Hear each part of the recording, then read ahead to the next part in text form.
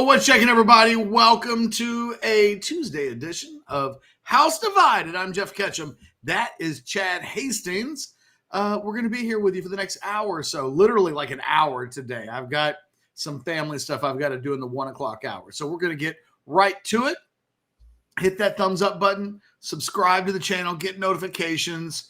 Don't make me ask a second time. No, I'm just kidding. I'll ask a second time and a third time and a fourth time until I eventually will you into doing it. Guys, today's going to be a big old Q&A day. We tried to do this in the recruiting hour last week. And there was just so much stuff going on that we didn't really get the volume of questions answered that we wanted to.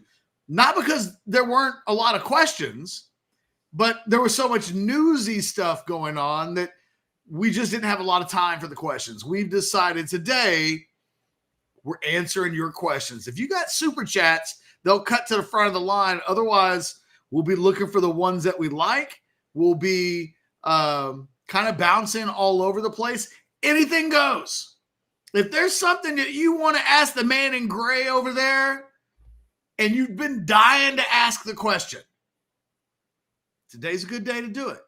It's going to be a massive Q&A day. Real quick, though, there are a few newsy bits and pieces to get to.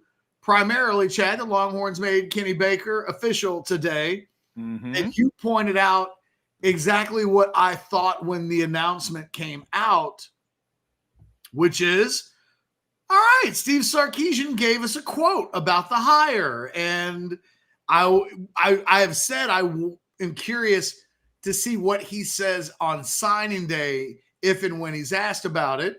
But he gave us a little peek into his soul today in this press release. You want to read it out for everybody?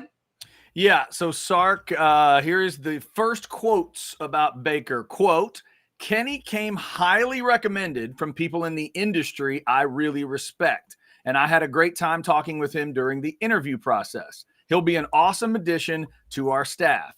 He brings a ton of energy, experience, and passion for the job, and I know our players, coaches, and staff will love working with him. Everywhere he's been, the defenses he's helped coach have played at a high level, and they've all been aggressive, attacking defenses like ours here. Kenny has a tremendous track record for developing players and being a teacher of the game, and he has coached a lot of outstanding defensive linemen while working in high school, college, and the NFL. He checks all the boxes as a coach, will be a tremendous developer of men, and will fit in great with us. We're so excited to have Kenny on board and can't wait to get him to Austin and get him started. End quote. So until we get to NSD 2 next Wednesday, when I would assume there's a little bit more, that's the first part, Catch. So based on what you have been asking and what you've been hearing and back and forth with, Orange Bloods folks and big time Texas fans and everything, how do you read that initial thought from Sark?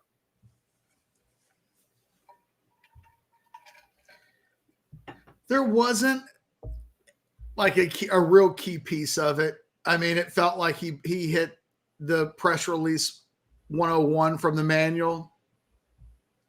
I thought it was interesting that I'm going to seem like a jerk when I say this, but he really talked up the development. And it's just, he was with the Dolphins for a year and again, how much are you giving the assistant offensive or defensive line coach in a situation like that? Did he really develop a bunch of 28, 30-year-old guys? And then when we look at Western Kentucky specifically, because it's the last place he was at, he was there multiple years. It's not the beefiest of resumes of all time. And yet Sarkisian kind of beefed it up a little bit in a way that made me want to pick it apart a little bit because I'm a jerk.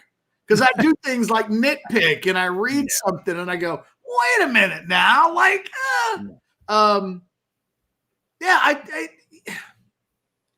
Okay. What he didn't say was anything really specific about him that I think made him separate himself from the pack, I wondered maybe it was the interview. Like, right? He mentions that it's a great interview. Yeah. Maybe that's it.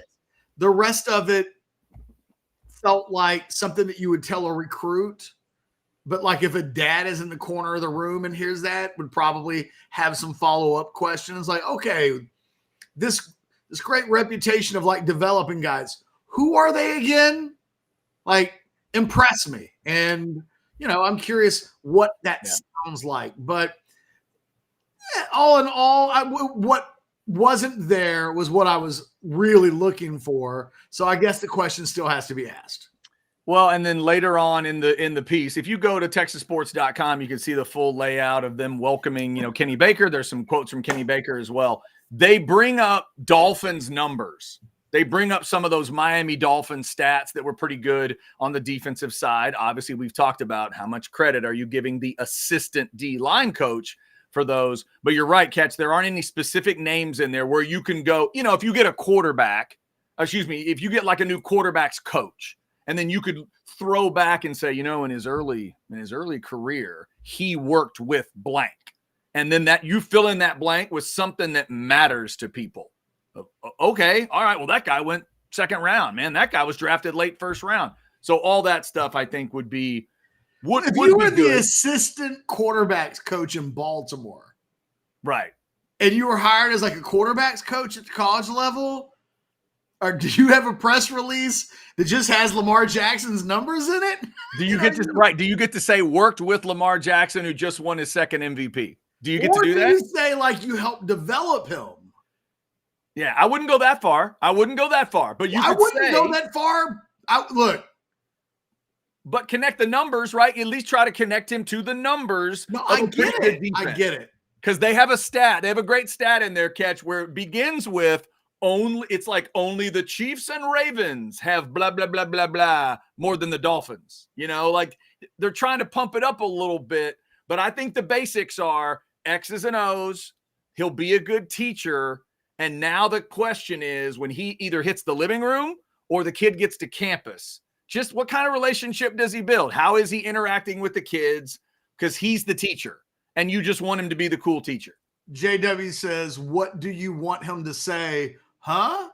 JW, I think in the answer, I was hopeful for a little bit more insight about why Kenny Baker, like really, like what was it about him that has everybody really excited? Is it just the guy that, he brings all these things to the table, but it's an infectious personality. And we think that will really add something to the locker room and to the coach's room. I don't know. Something I was just looking for a little bit more in the answer that gave us an idea of why Kenny Baker. They didn't hire Baker for really his development. I think it's something that they feel like he can obviously do, but that's not the reason why he was hired.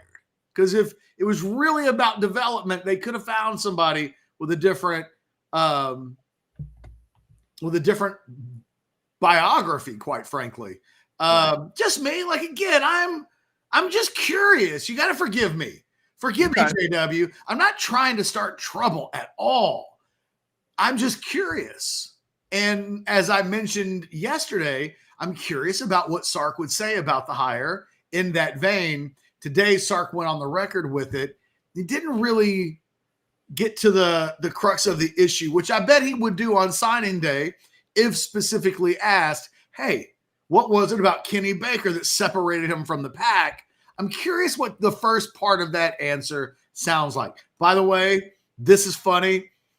Logan M says for $4.99 months ago, Catch mentioned the unclaimed property website, and I made almost $500. Here's a 1% cut. Nice. Thanks, Catch. Hey. Very nice. Dude, I still need to do that. Hang on. I need to write myself a note. Unclaimed property. You did mention that. Yeah. Look at that. My wife, my mom, and I have all landed some cash over the years from the unclaimed property website. So nice. Yeah, don't skip out on that. Thank you for tipping the dealer, Logan. Yeah. Not everybody does that. That's right. Not everybody tips the dealer. And by the way, this is not true. This has not been reported by anyone. Sark Knew it was Kenny Baker. He didn't think it was Kenny Powers, Gabe. How dare you? How dare you? I think the one thing real quick I'd say about Kenny Baker, Chad, I think more than any coach on the staff, he's got a chance to immediately be known for what he does next. So when we talk about Kyle Flood, it's like, oh, we had all those guys at Alabama, and almost nothing that he's done at Texas right now trumps that. Mm-hmm. If he were to take another job today, the place that would hire Kyle Flood would say, oh, man, he was the guy that built and coached those great Alabama offensive lines. Like, that's still kind of what he's known for. I think with Baker, the thing that he's got a real chance to do is if he can come in hot and land a big dog in recruiting, or, immediately maybe get the best out of Alfred Collins. I had somebody over the weekend mention this about Baker, and I thought it was a really interesting point. We know that Bo Davis has been an excellent developer of Tom Herman's talent, but a lot of those guys are gone now. What they have now is they got a bunch of Alfred Collins, and they need next year for Alfred Collins to have his best year, right? Nobody would dispute that whatever he's been, and look, he was honorable mention all Big 12 this year. For some reason, I found myself looking up the all Big 12 teams, and I was looking at honorable mention last night. He was on it. Like, I think people forget that the coaches and the people that follow the sport think more of Alfred Collins than I think sometimes Texas fans do. But as Collins has come back for this next season, Bo Davis hasn't quite been able to extrapolate the best from Alfred Collins. And maybe with Alfred Collins specifically, this is an opportunity for Baker that if you can get more out of Collins in year one, I mean, you kind of get to put your flag up and say, I did what Bo was able to do essentially with T'Vondre Sweat. Maybe not quite to that level, but you would immediately be known as, okay, what do we know about Kenny Baker? Forget about everything else that they'll put in his bio. He either did or didn't get the most out of Collins, Vernon Broughton. It's a group of guys that remain. None of them, Bo Davis, had really turned into anything just yet. And so I think his first 9 to 12 months on the job really, I think, will be reputation making. Whereas I don't think any other coach on the staff, maybe Chris Jackson a little bit, but he was actually a position coach in the NFL. There's always this sense that he can just go back to the NFL if he wants to, be a position coach and get back in the game. I'm maybe Jeff Choate when he first came in. Now he's the head coach at Nevada, but there was a point where even though he had been a head coach for a lot of programs, Montana State or whatever, sorry, coach, whatever the school was up in the great, what do we call that section of the country? The Great Northwest? Where are you going? Montana in the Northwest. The Big Sky Country? Maybe that's it. Yeah. Big Sky Country. I know that's the conference, but I do think they refer to that area. I think it's Big Sky Country, like no Idaho, Montana. Big Sky Country. Yeah. But Texas fans really didn't know what to make of Jeff Choate. Like Baker, he had never really recruited at a high level. Right? Never recruited a kid from Duncanville or North Shore, anything like that. And then he was coaching at a level where Texas fans just didn't know what rhyme or reason to make of it. They bring in Johnny Nansen. Oh, he was a defensive coordinator at Arizona, and the Pac-12 was really good this year, and they were one of the better defenses in the Pac. You know what I mean? You can wrap your head around, Oh, I've watched those defenses. I know what we're getting. Baker, he's got my full attention. I'm fascinated to see what he does and whether or not, maybe more than anything else, he can reinvigorate a defensive line room that maybe needed a new voice. I don't know that we know that for certain, but it may be that by the time we get to September, the things that players are saying about Kenny Baker is, hey, we needed a change. It's good for us. And he's brought this energy that's a little bit different than Bo. And I think that, it'll be, like I said, interesting to see like what those answers look like from the players when we get to September, August, those types of things. House Divided on this Tuesday coming up. We are going to get to some Q&A, whatever you want to know. And in fact, what they want to know in the chat today, they're trying to make Ketch and I fight later on in the show. So get ready. That is on the way. Also, why are we fighting? No, they're trying to make us. I'm not saying we will. They're trying to make us fight. Why? We will get. Hey, we'll get there. We'll get to the because they want to know. You said anything they want to know. They want to know something from each of us to try to get us to fight. So we'll see how that goes. Somebody wanted us in a buried alive match the other day. I didn't tell you that one on a different show. On a different show, somebody wanted you and me in a buried alive match because I made some wrestling reference. And I said, you know what? For me and Ketch, it wouldn't need to be buried alive. I don't think either one of us could get through a buried alive match. That probably wouldn't work. Sounds intense. Yeah, I don't know that you and I would need that. We might need something a little more basic than. I'm okay with like Royal Rumble style. And we'll even like if we go through the middle rope. If we go through any rope and hit the floor. And can we put some extra padding on the floor, please? Yeah. That's how we would do it. We'll stack up pillows like when we were kids. Can we make it a lumberjack match, but like there aren't any lumberjacks, and if we just fall out of the ring on a padded floor, that's a loss. That's disqualification. There it is. We'll get to the Q&A. We'll also get to a little bit of the Longhorn basketball from last night. But right now, let me get a little bit of Hayes City Store in. And before I might tell anybody about something where, I don't know, where it sounds like Ketch and I are going at each other, let me give Ketch a big compliment. I love his honesty, and he's been honest about Hayes City Store lately. He's had 2 different chicken fried steaks that made him think of Hayes City Store's chicken fried steaks. And that's what the quality is all about for me. I'm not saying Hayes City Store has the best of everything you've ever had. In some cases, it is for me. But when you eat theirs, it'll make you think of that one.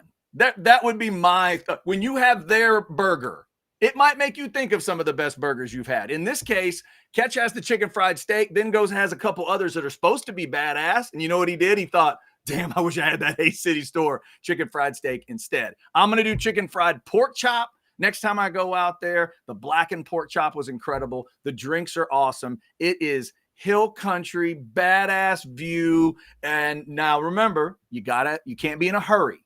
This is out in Driftwood. This is FM 150 in Driftwood. For most of us, you got to make the plan to go out there, but it's always worth the trip, and you're always going to want to go back. There's your QR code. Tell Travis and the crew we said, hey, Hayes City Store in Driftwood. All right. So we rolled through a Tuesday show, House Divided. We'll head towards some Q&A here in a little bit, but maybe a little bit of basketball. Catch? Texas puts up a fight. Texas puts up a fight against a top fiver and just comes out on the losing end in overtime. It was actually I think it was my favorite Texas game of the season so far. I thought it was really competitive. I didn't think both teams played great, but man, I thought both teams played hard. Texas will feel like they let one get away from them, and they probably did. But you know what? That's what veteran teams that are ranked in the top 5. It really is like wrestling when you're wrestling Flair or you're wrestling Roman Reigns, and it's like they just win. They just win. They steal a bunch of games where like you can say woulda, coulda, shoulda. The referee almost, the guy, whatever it is, like somebody from the outside jumps in and changes the match. They find a way to win. Houston did that last night. I think the one thing you'd say about Texas is that they've got to start winning more of those games. You don't get home games against top 5 teams a ton during the course of a season. They're 2 games below 500 in Big 12 play. It's not killing them right now. I looked at ESPN bracketology today. They're currently one of those teams on the bubble, but they're in the last 4 buys section. So presumably, along with your Aggies, by the way, Chad, both Texas and Texas A&M, literally, I'm looking at bracketology right now, both in the last 4 buys, which means they're ahead of the last 4 in.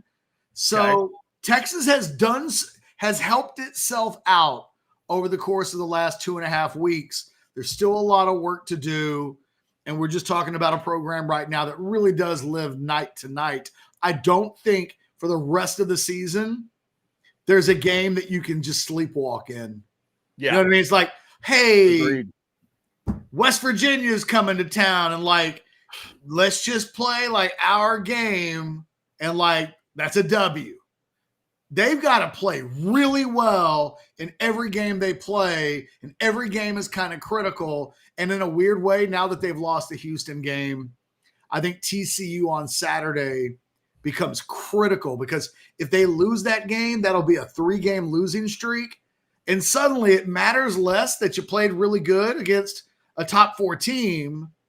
And it starts to matter more that it looks like momentum is against you, that you're in a rut. And I don't think anybody thinks Texas is in a rut. They played like crap against BYU. Or you can say that BYU shot above 70% from the field for a lot of the game. Like by like 35 minutes into that game, they were still above 70%. That's hard to beat.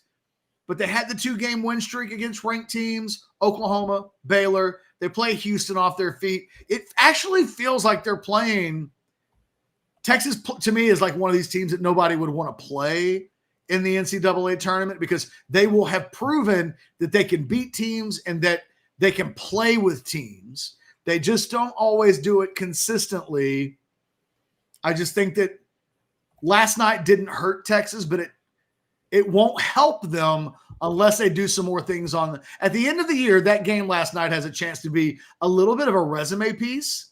It's a good loss to Houston. Those things actually like matter, especially when you're trying to get into the tournament. But they do have to win some games in order to make that truthfully a thing in a month and a half, and we'll see.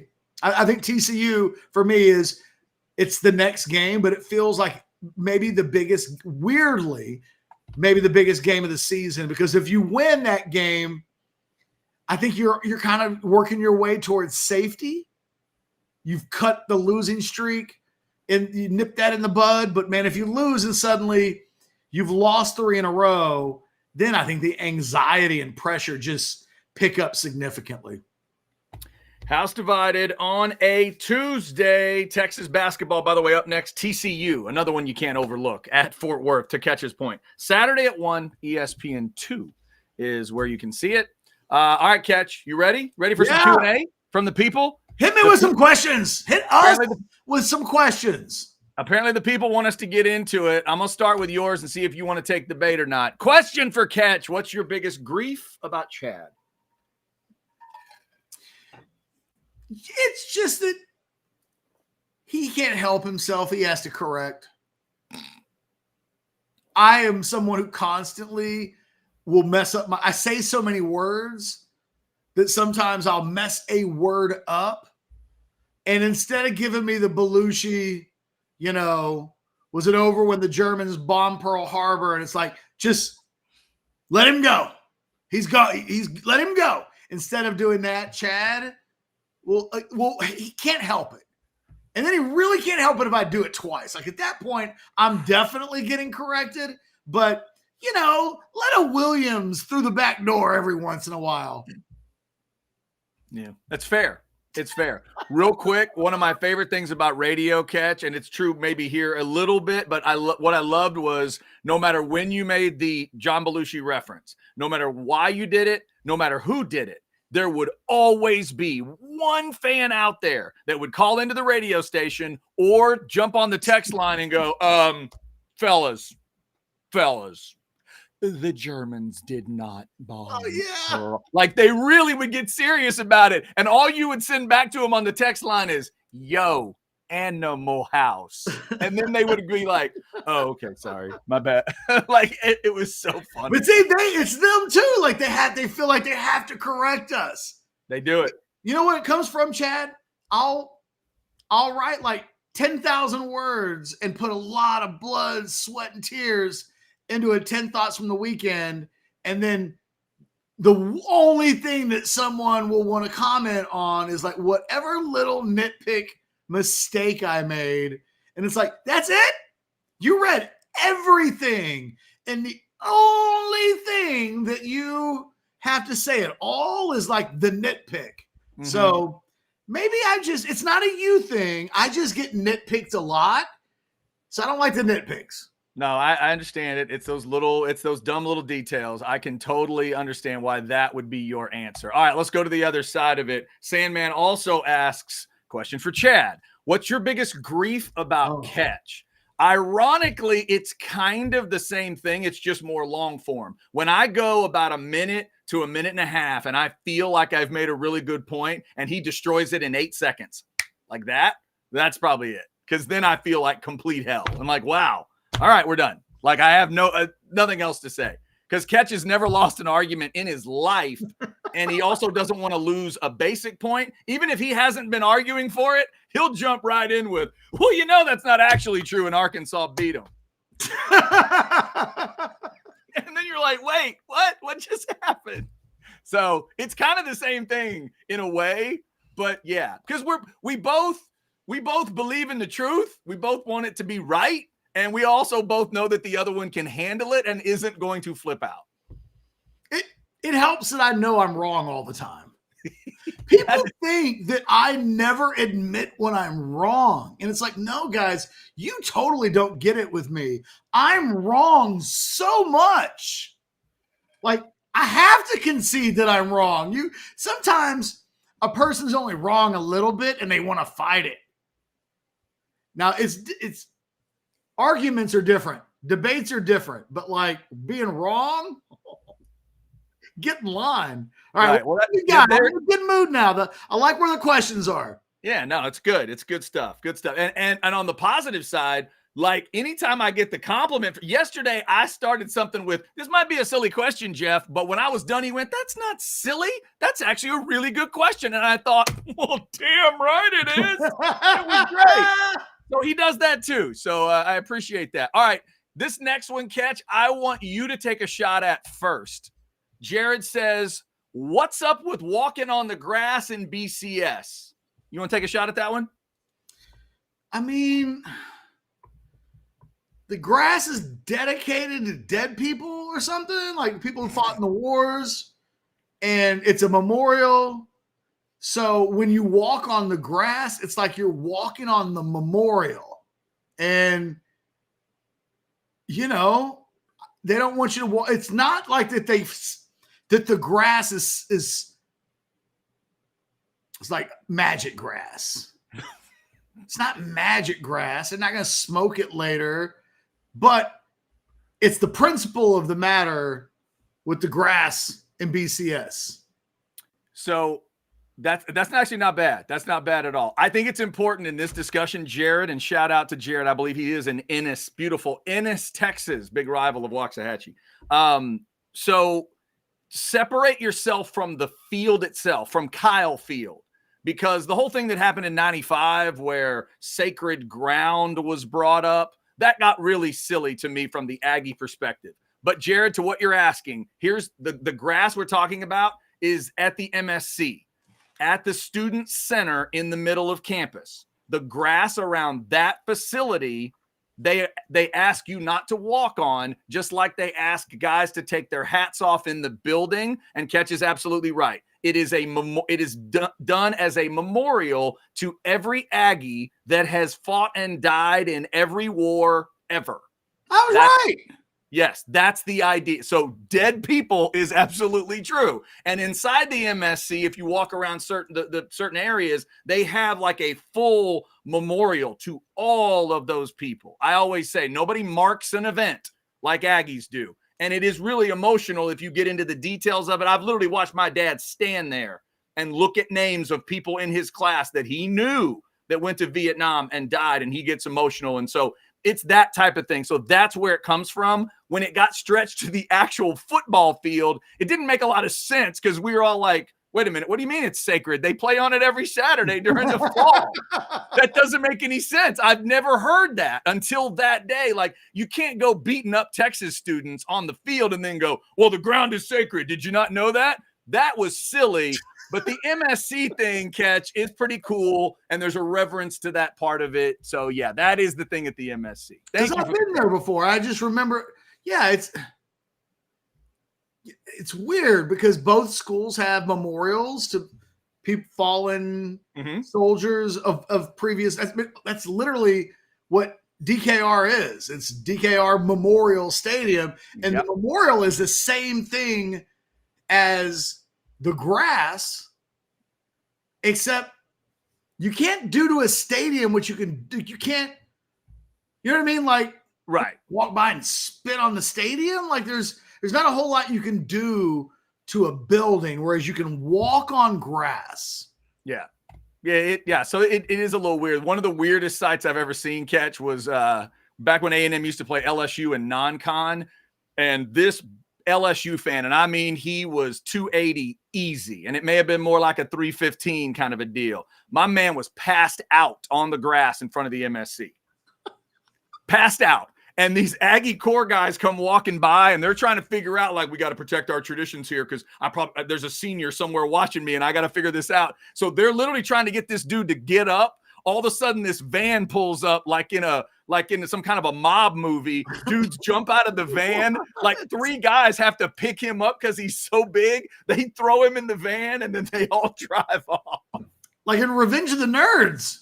Right, it's like it was like a getaway car thing. No, wait, that was old school. Old school's really the vans come by and they're throwing them in. Interesting. Right. Okay. Yeah. So there it is. By the way, before Darrell Royal had the stadium named after him, I forget what that happened, but when it was just Memorial Stadium, there were a lot of bats that used to live inside like the belly of the stadium. Yeah. And so I always wondered, how big of a memorial can this be if we let the bat shit kind of take over? Because if you ever went in there back in the old days, it was everywhere. Yeah. You just go like, what's that smell? And Catch, I think when they redid the stadium, they cleared all that out. But I think it used to be gross. I think if we're honest with ourselves, Catch, both sides of the house divided have battled bat guano issues. I really do think that's true. I think it's true in Old Kyle Field, and I know it's true in Old Memorial. You're absolutely right. Hopefully, when the new SEC version of it happens, we'll be nice and clean. No bat issues at either place. You know, if there's any afterlife at the stadium in the old days, because they wanted to go check out where they used to watch the football games, right? Yeah. No, if the dead lassies can do it, why would the dead people do it?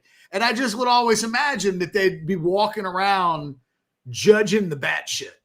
Yeah. Like, this place is actually all right, except for the bats. Except for that. Other than that, it's a great facility. It's really awesome. Other than that, if you can look past that part. All right, so it is Q&A day. Anything you want to know, shoot us a chat. Obviously, a super chat would go right to the top of the list. South End Zone Queen says, Chad, did you look up the Fraggle Rock character Junior Gorg? I did not. Maybe Catch can do that. South End Zone Queen, I did not. I watched Fraggle Rock back in the day. I enjoyed it. That was one of my first HBO shows, Catch, that I recall, where it was HBO specific programming. It was for me. I was a kid.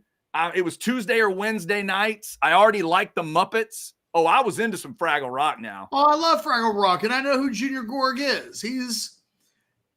Whenever they want to go outside, there's the family of giants, the Gorgs. Oh, and it's the kid. It's the son, Gorg, who's always trying to catch the Fraggles. Yeah.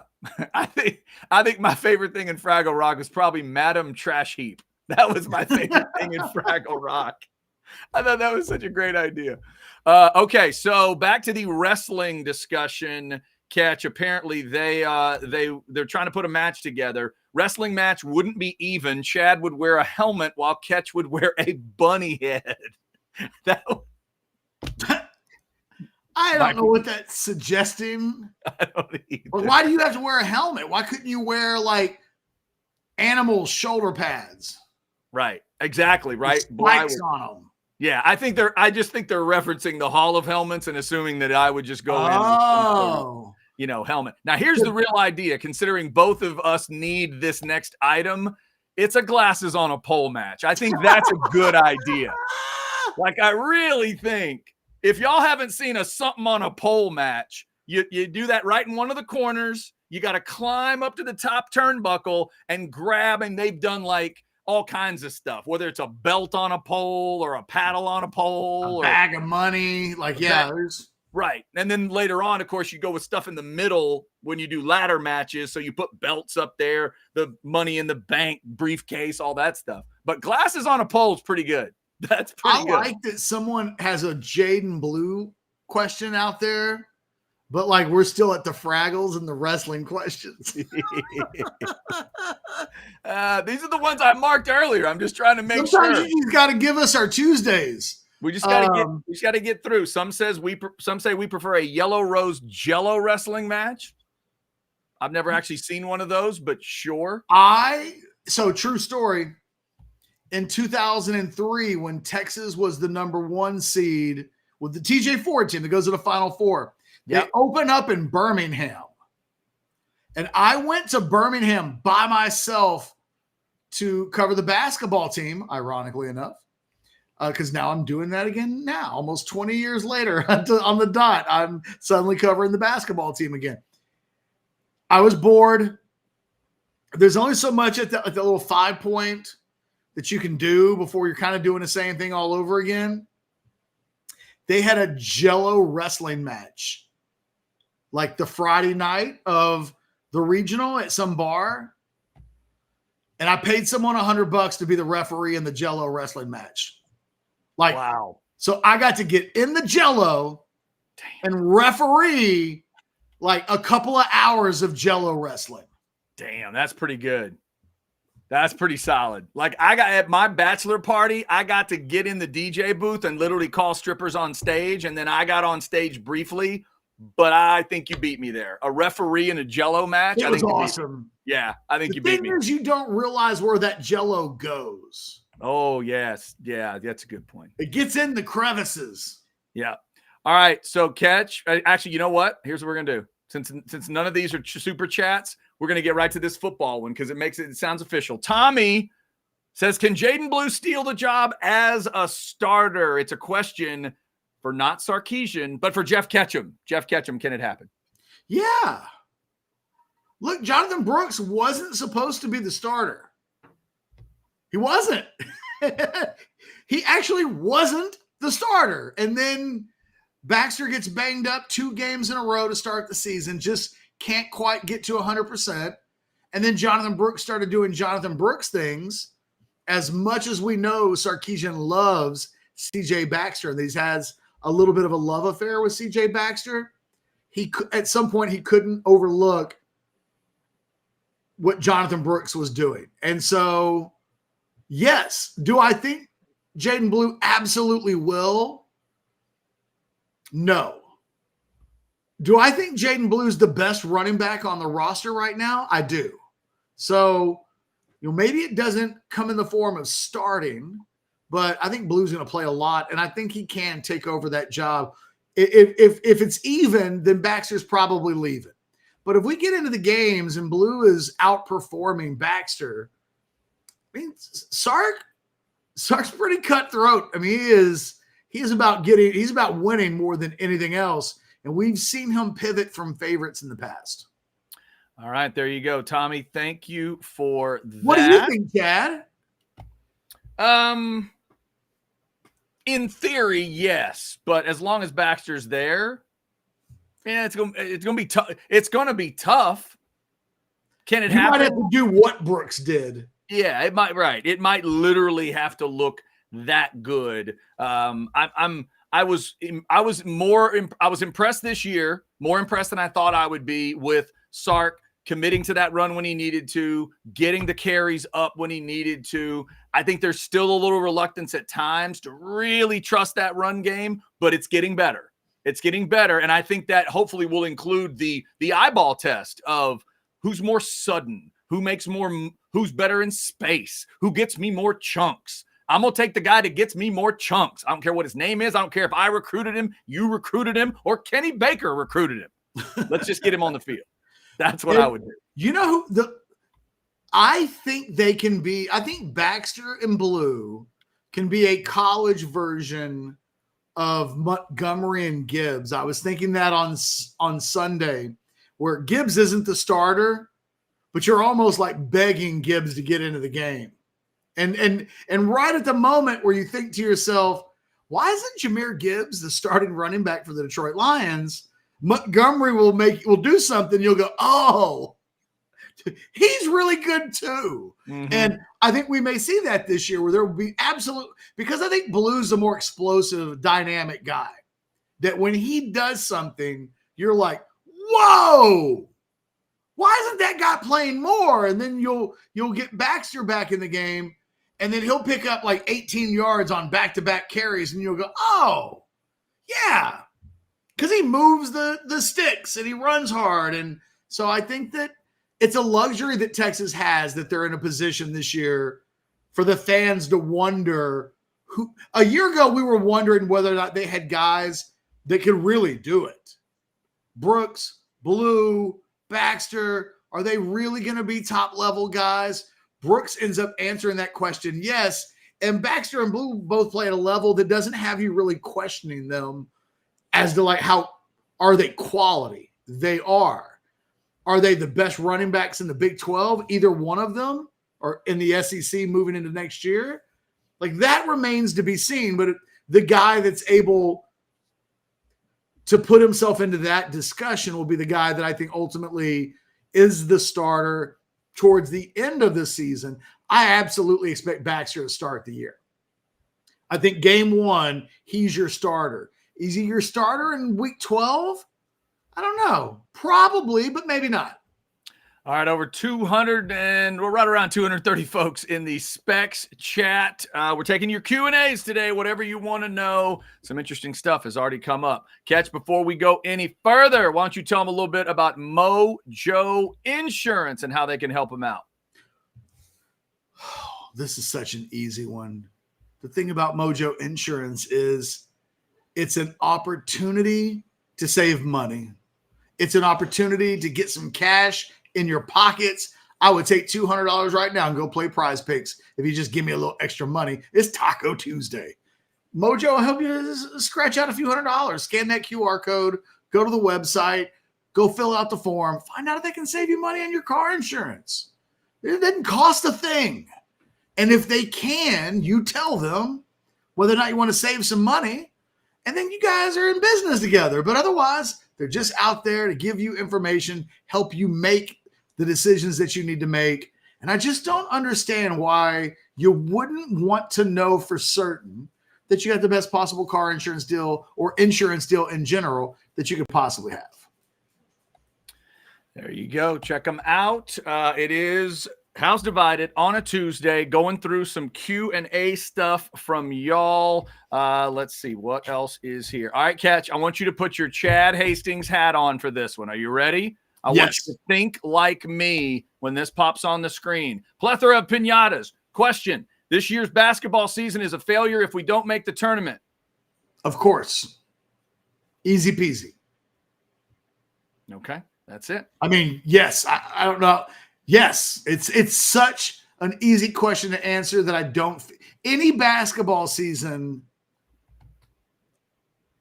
I would say for like either Texas or Texas A&M, they're in big boy conferences. The minimum bar is to get in. And, you know, some schools, it's about getting to the first week, getting through to the Sweet 16. Texas did that last year for the first time in like a decade and a half. And it was a big deal. It's why Rodney Terry got the job. But you got to get into the tournament. And you know why you know that more than anything else? Plethora of pinatas. because Texas won the NIT, and Texas fans kind of wiped their ass with that. They would have rather made the tournament and lost in the opener than win the NIT. Yeah, I think it's true. Plethora, that shows you how nice Jeff Ketchum can be. The Chad Hastings, this is what Jeff was talking about earlier. The Chad Hastings would remind you, that's not a question. That's a buy or sell, but that's not a question. See, that's what Ketch can't stand. But there you go. All right.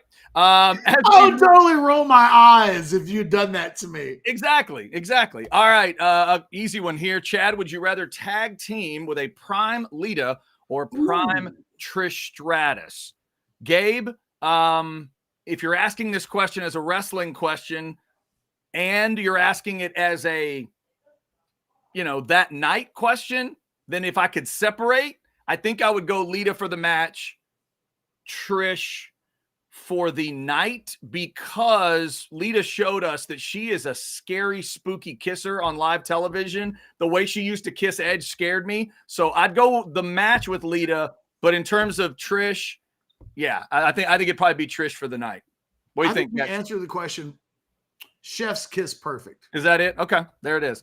And then how about this one? Because one did pop in my head immediately. Who would be your dream WrestleMania main event? You can use past, present roster.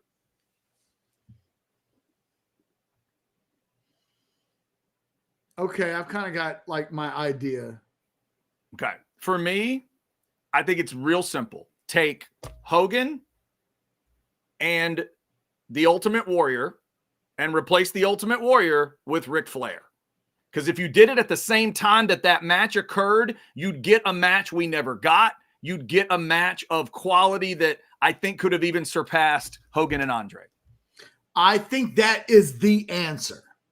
However, if I concede that Chad's just right, so why don't I give you an honorable mention suggestion? Yes.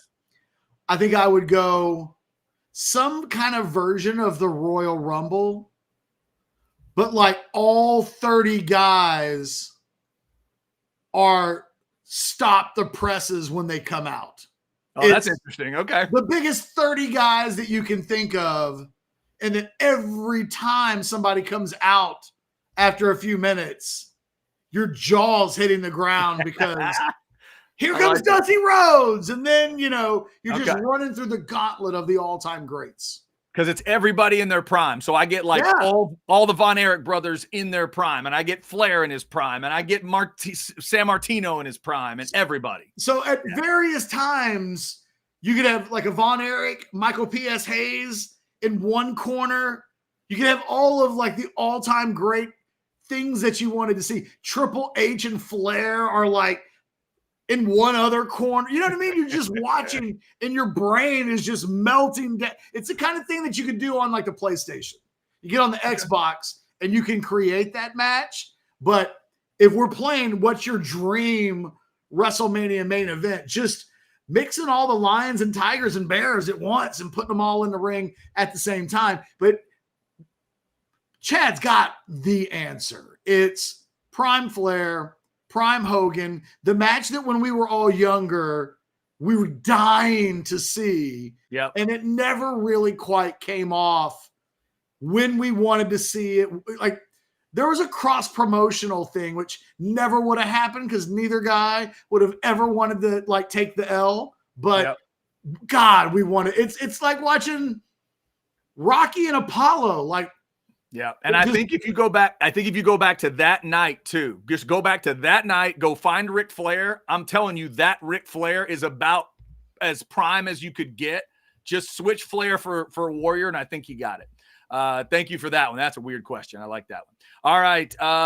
Here's what it is. South End Zone Queen says Kenny Baker and Junior Gorg have never been seen in the same place at the same time. It's true. That's weird. That is so weird that somebody's bringing up a Fraggle Rock character that looks like I love South End Zone Queen. She's weird. She really is. About her. She is weird. All right, Catch. I'll help this one along and not be bitchy. So this is Shook Ones. Would Quinn winning an SEC title in year one and beating OU and A&M move him ahead of Colt McCoy? Shook, First of all, let me just say, I've been thinking about this. This was almost the lead section in my 10 thoughts from the weekend was and look, Shook, you may push me into this being the thing that I write about. I just thought, God, is it too early to be writing about Quinn's legacy? It's February, but I wondered, because we did this a lot last year. If Quinn does this, where does it put him? Well, he won a Big 12. He played in a playoff. He's at a certain level. The conversation that I wanted to have is of two parts. Where is Quinn now? And then once we establish where he is now, what does he have to do to elevate himself above those in front of him? I thought about the Colt McCoy thing because Colt only won one Big 12 championship. He got hurt in the national championship game.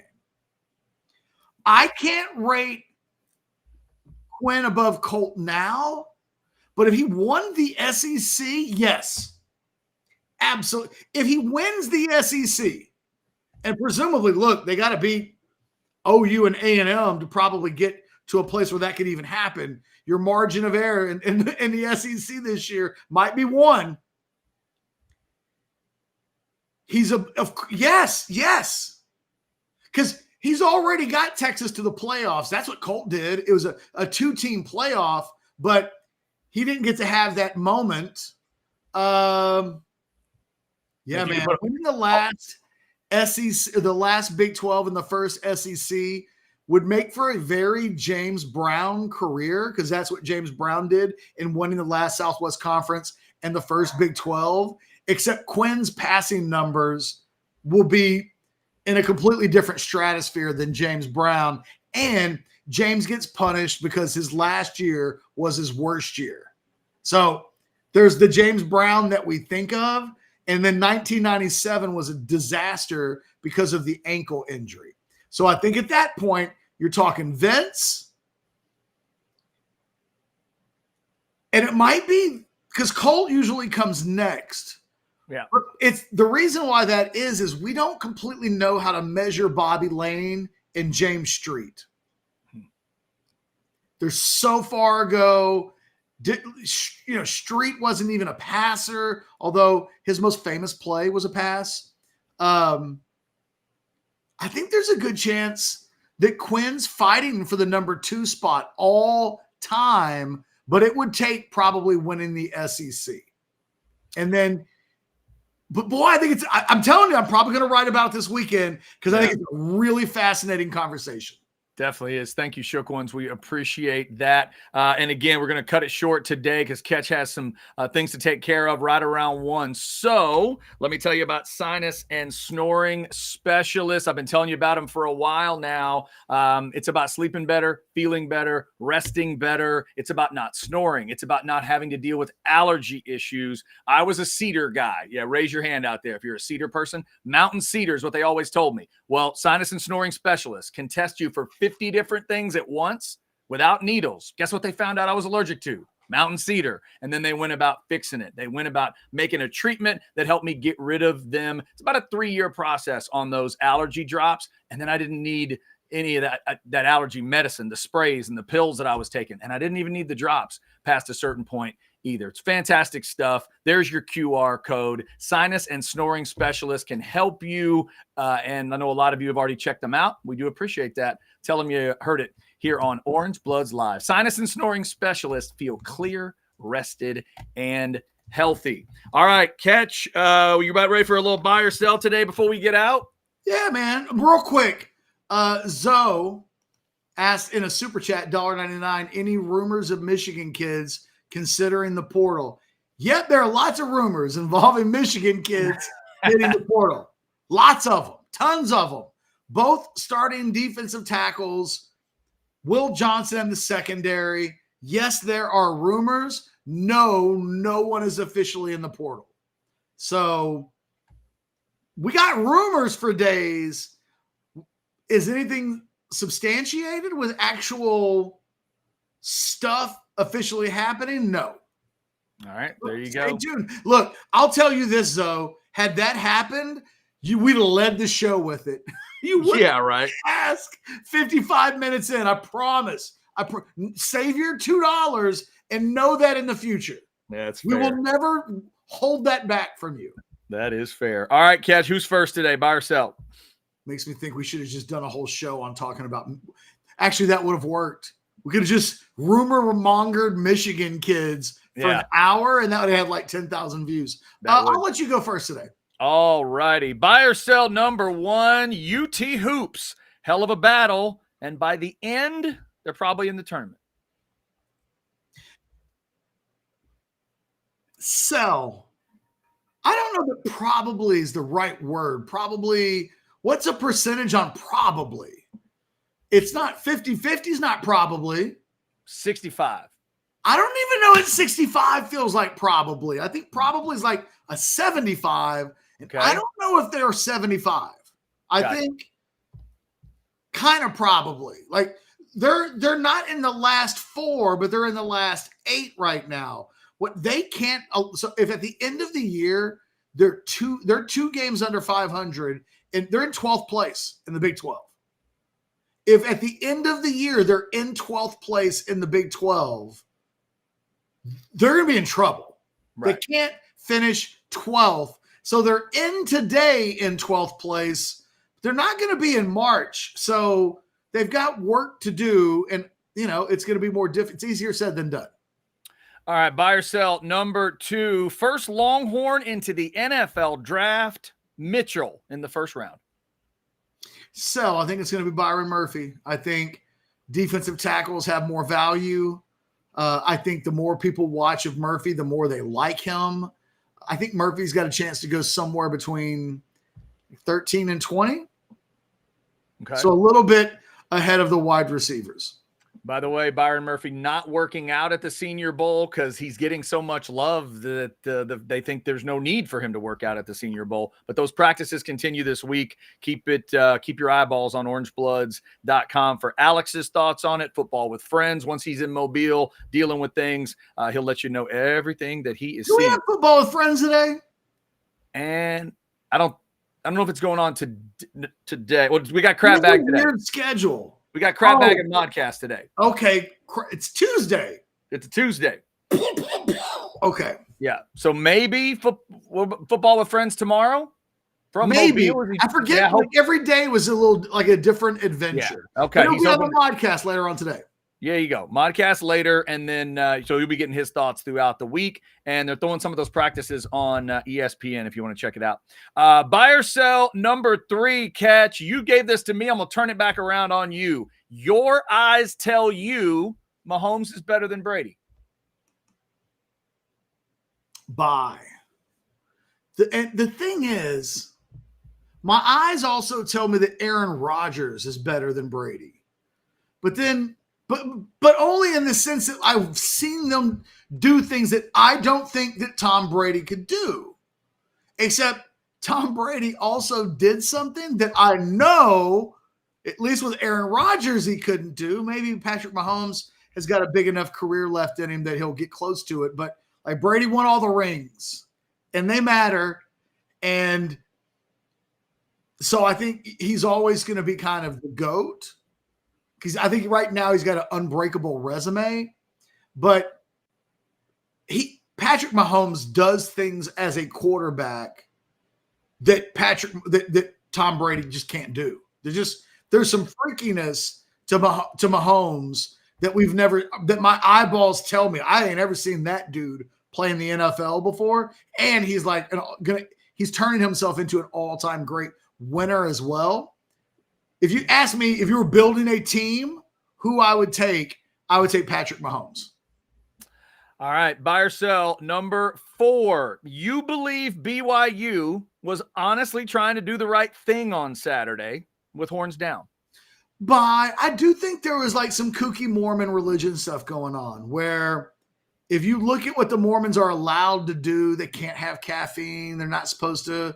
They got a bunch of no's. Like I've told the story before that one time I was in Nashville partying with a Mormon woman, and I say the word party loosely. We were hanging out.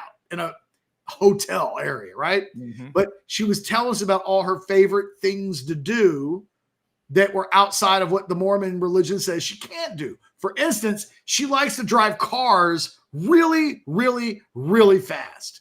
In fact, she claimed all Mormons drive fast because it's something that they're told there's no rule against it, right? I think the guys are wearing the shirts, and I think somebody in a power position was like, that's got to be against the code, right? Like, God would be mad with us about that. And I think somebody did think they were doing the right thing. Absolutely. Like, there was an absolute, we're nice people. Let's not do that because we know that annoys Rodney Terry. They're trying to do a nice thing. And I also don't think they wanted to be seen as kind of being ugly, right? Like there's a little vulgarness in like taunting somebody like that. And I think they just wanted to avoid that. I think they did it for all the right reasons. That just ended up being a bad thing for the Longhorns. I think that is fair. And finally, catch, buy, or sell number 5. Today is Bijan's birthday. Happy 22 to Bijan. He was on campus last night. Yes, he was. Year 1 was 4.6 yards per carry with Morris as his head coach and Zach Robinson, for those that missed it, as his new OC. That number will go up in 2024. I think he's a 5 yards a carry kind of a guy. If you had asked me what he averaged per carry, that's probably what I would have said. 4.6 is actually a little disappointing. So, yeah, I do think that's going to go up in year 2. I think there's more in him than that. All right, halfway through buy or sell, and then we will be wrapping it up. What do you got, Catch? Buy or sell number 1, if you were building an NFL team today, you'd pick Jahmyr Gibbs ahead of Bijan Robinson. Ooh, that's a good one. I was building an NFL team. Man, they're both really, really good. I'd sell. If I was building an NFL team based on everything I've seen, I'd want Bijan to be the guy. If it's those two at running back, I'll take Bijan. They're both awesome, but I'll take Bijan. I like the weaponry a little better. There you go. Buy or sell number 2. You agree with me. If Quinn Ewers wins the SEC championship this year, he moves ahead of Colt McCoy in the all-time great quarterback power rankings.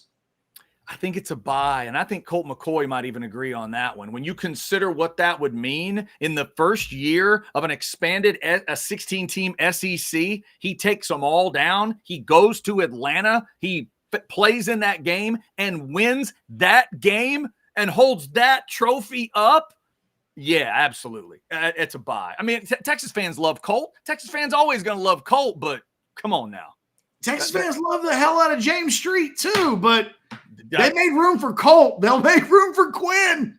Dude, if they're throwing confetti on that dude in Atlanta, he goes to a different level, no doubt. All right, buy or sell number 3. You do think the Longhorns are still going to make the tournament, even though this thing's going to go down to the wire? Man, something makes me say buy. It's a badass conference overall. The Big 12 is nasty. Just like you mentioned the Aggies earlier. The Aggies are in a pretty nasty SEC this year. Like that conference is pretty thick as well. I just think by the end of it, all that strength of schedule and all those metrics will come together. They might have to go to one of those play-in games, but I think they will. I think Texas will find a way to creep in by the end of it. Yes. Buy or sell number 4. I was watching a video on Twitter last night from YouTube that showed Dusty Rhodes playing basketball. Okay. Dusty can hoop, like really hoop. Yeah. Buy or sell Dusty Rhodes, the most naturally athletic fat man that we've probably ever seen in our lifetimes. I'll buy that. I don't know if that's just in the professional wrestling realm or not, but yeah, certainly in that world, I would say buy. One of my current favorites is Samoa Joe. I think he's one of my favorite big guys and really moves well. But yes, especially considering kind of the way it was presented and how Dusty dealt with himself. Yeah, back in the day, people probably thought they could deal with Dusty on a basketball court. I bet they were sadly mistaken a lot. Check out It's only like a 30-second clip, but go to YouTube and type in Dusty Rhodes basketball. You'll be pleasantly surprised at how fluid and natural of a basketball player he is. He looks like he can hoop. And from the little bit of highlights, he can hoop. That's good to hear. Good to hear. Yeah, the Dream was a great athlete all around. All right. And finally, buy or sell number 5. We'll keep it wrestling. Why the hell not? Sure. Miss Elizabeth, best valet ever. Oh, wow. There we go. Miss Elizabeth, best valet ever. Ever. Interesting word that you use, valet. I will take valet and separate that from manager. Those are two different things. So Bobby Heenan and Mr. Fuji are managers.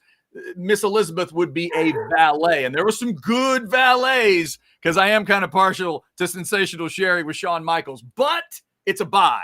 And the main reason is the contrast. Miss Elizabeth with Randy Savage is one of the craziest pairings ever, but it was perfect. It's so true because it was perfectly balanced somehow, and how we allowed it. We would never allow it in this day and age, but we allowed it in the 80s and it worked. And so, yeah, I'm going to buy. She is the first lady of valets in wrestling for me always. All right. Well, hey, I've got to get going. Can you close us down? Let's do it. All right. Thanks to Blake, the super producer, for his great work. Thanks to everybody for jumping in the Specs chat today. In fact, let's give Specs a little bit of love. Lisa and the Rabbit have all kinds of stuff for you. Come on. No matter what you're needing, Specs same-day delivery can save the day with our Specs app or online shopping. From world-class wines to hard-to-find spirits and craft beers to gourmet foods, delicious snacks, and spectacular sweets. It's Specs. Cheers to savings.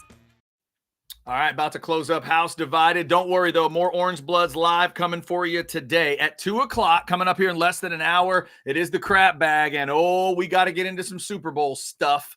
Championship game talk. I still got to get on Dan Campbell a little bit. I've got 3 huge NFL crap bag pet peeves, if you will. And we're going to deal with one of them today that I think needs to change. We will get into that. I dug up some good stats on Patrick Mahomes and how you stop him and why in the world the Baltimore Ravens didn't try any of those. Plus, we'll get to some other stuff in the crap bag. But we're going to have a good time. Get some thoughts out today and invite you to jump in. I saw somebody in the chat earlier say they couldn't wait for the crap bag. I don't know if they were telling the truth, but my ego will pretend like they were. That happens at 2 o'clock. Then at 4 o'clock this afternoon, every bit of information you could ever want from the Orange Bloods info guys in the Modcast. That will hit you this afternoon at 4. Is Alex Dunlap going to jump on from Mobile and give you some info? He just might. You're going to need to be around for that. Like, subscribe, get your notifications. In fact, do what I've started doing. Like on your way in. That's how you do it. That's courtesy, right? Some people like you to take your shoes off when you come in, those kind of people. For us, as you come into these videos, just like on your way in, nothing wrong with that. Just a quick little boom on your way in. We would appreciate that. Thank you for your support of Orange Bloods Live until high noon tomorrow, when your next House Divided will happen. We are House Divided. He's Jeff Ketchum going off to be a family man. I'm Chad Hastings. See ya.